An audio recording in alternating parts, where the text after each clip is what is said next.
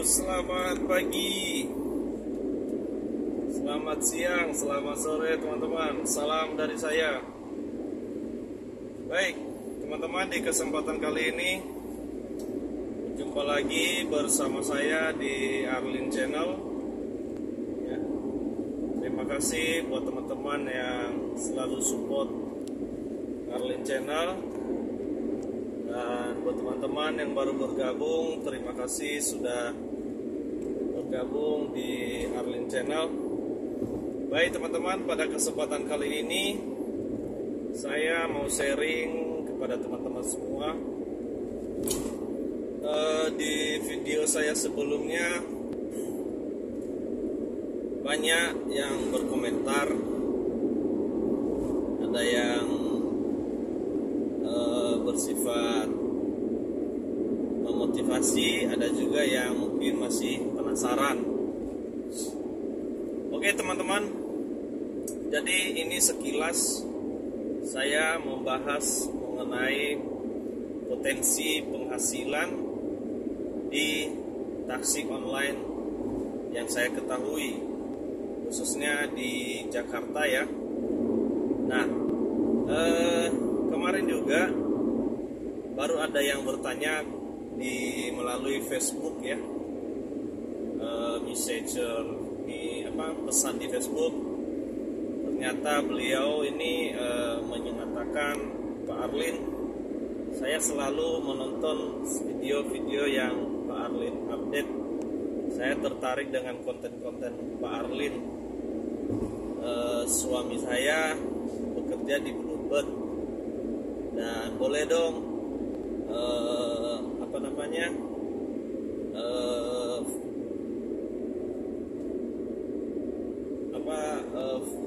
boleh dong update informasi di pool suami saya gitu. Nah, cuma komunikasinya hanya sampai di situ teman-teman ya. Saya nggak tahu tujuan lainnya, cuma dia menyuruh saya itu, meminta waktu saya itu supaya bisa ngevlog di tempat pool di tempat poolnya suaminya dia. Oke. Jadi di sini saya menjawab bahwasannya apapun kondisinya di masing-masing pool, sebenarnya aturan bermain taksi online itu sama semua. Kenapa? Karena dia pusat daripada taksi online Bluebird yang sekarang yang lagi booming di Jakarta ini sebenarnya cuma satu, di Jakarta, di Kemang. Jadi aturannya begitu sama, apalagi kalau memang di pool di sekitaran kota ya, itu kepastian dapat orderan itu sangat mudah ya, karena di Jakarta volume pemakaian transportasi online itu sangat tinggi. Nah, cuman perlu dipahami juga, walaupun di sana rame, walaupun gacor lah istilahnya ya, tapi kalau waktu si drivernya itu tidak teratur atau tidak disiplin waktu, ya susah. Ya seperti yang saya sempat ceritakan dan sampaikan di video saya sebelumnya, ada time-nya, ada waktunya untuk narik online itu ada waktunya. Dan memang waktu itu sangat spesifik, sangat tepat jika di waktu yang pas kita online. Contoh ya, pagi hari kan volume sewa di pagi hari itu untuk bidang transportasi online kan sangat tinggi ya, seperti yang saya sudah jelaskan di video saya sebelumnya. Contoh, pagi hari itu ada berbagai sumber orderan yang bisa kita dapatkan, atau peluang potensi sumber orderan yang bisa kita dapatkan. Itu contoh anak sekolah. Yang kedua, karyawan, yang ketiga orang yang keperluan untuk ke pasar belanja. Nah gitu. Nah sedangkan mungkin karyawan, kalau saya hitung, kalau kita bisa perkirakan jumlah karyawan di Jakarta itu setiap pagi itu bisa sampai jutaan orang, ya, atau puluhan ribu orang yang berangkat pagi. Coba ya bayangkan ya, di kereta aja dari Bekasi ke Jakarta tiap pagi, ya teman-teman ya, bisa buktikan lihat sendiri. Itu gerbong itu mau berapa aja gerbong itu pasti penuh.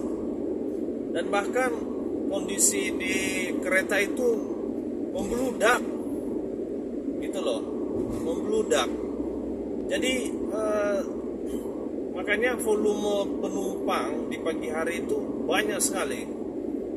Nah, yang kedua, sumber-sumber orderan itu juga bisa dari, contohnya seseorang dari Bogor, dia mau ke Jakarta tapi turun contohnya dari stasiun Cawang, seseorang turun di stasiun Tanah Abang. Itu banyak sekali penumpang yang butuh transportasi cepat. Kenapa mereka cepat? Karena mereka butuh waktu sampai di kantor itu harus sesuai waktu, harus tepat waktu. Contoh jam 8 udah pas harus sampai di kantor, udah absen.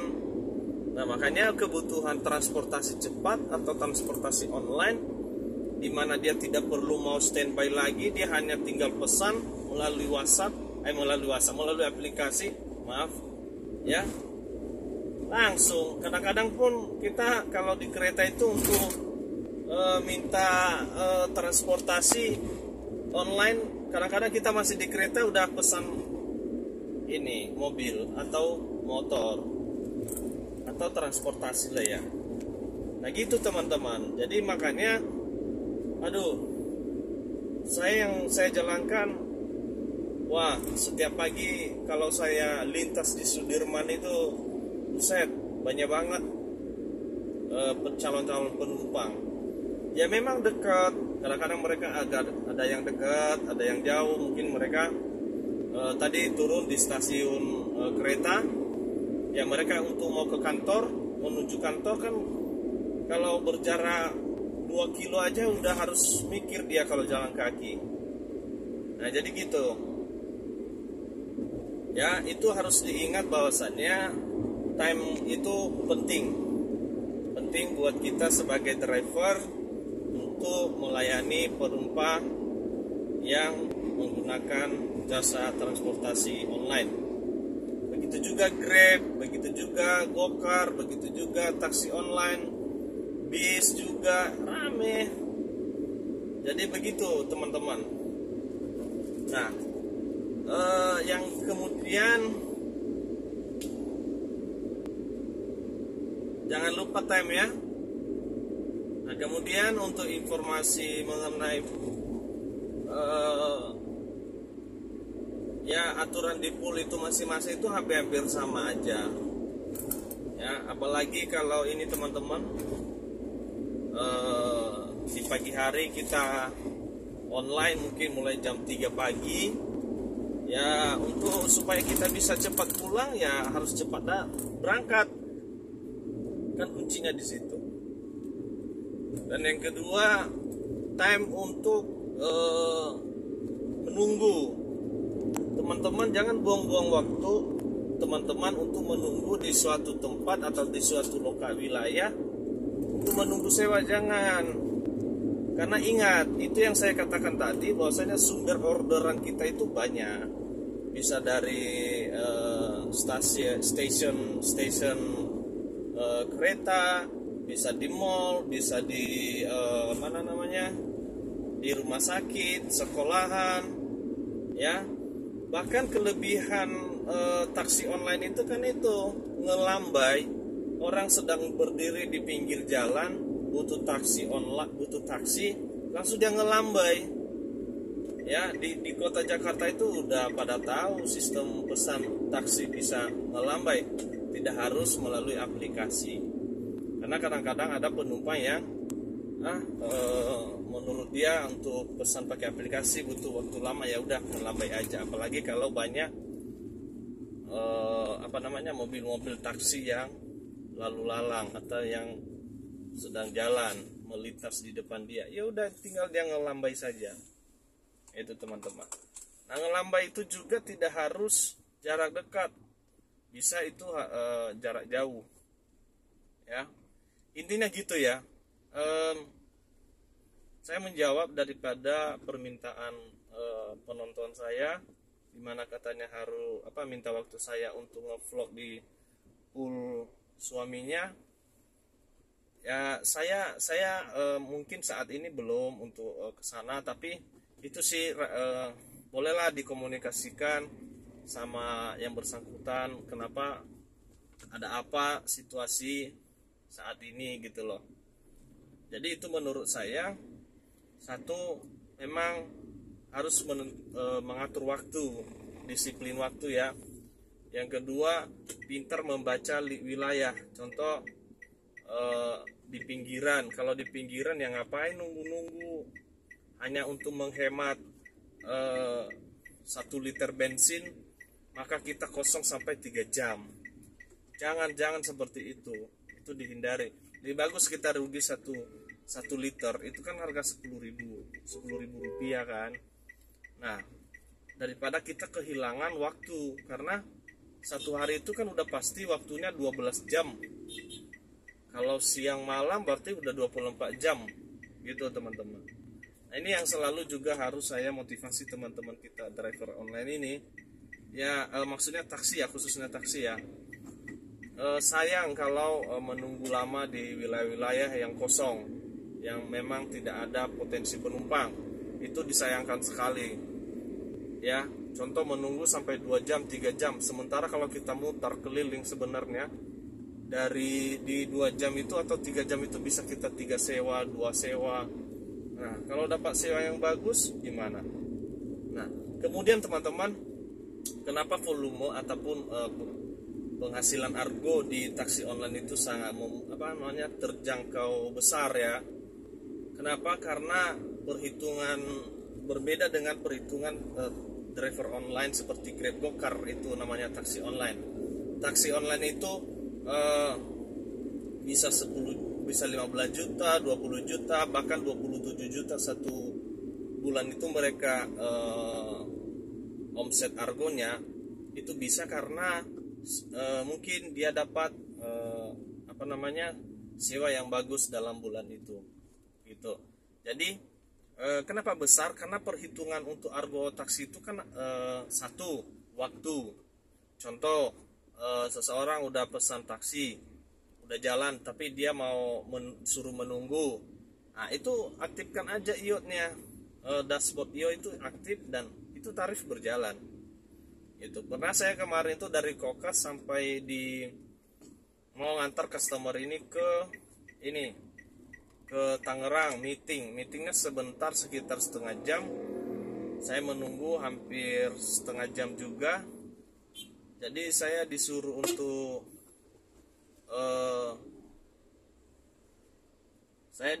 menunggu beliau sampai saya antar lagi ke tempat ke tempat dia meeting terakhir ya, di sekitar Ciledug.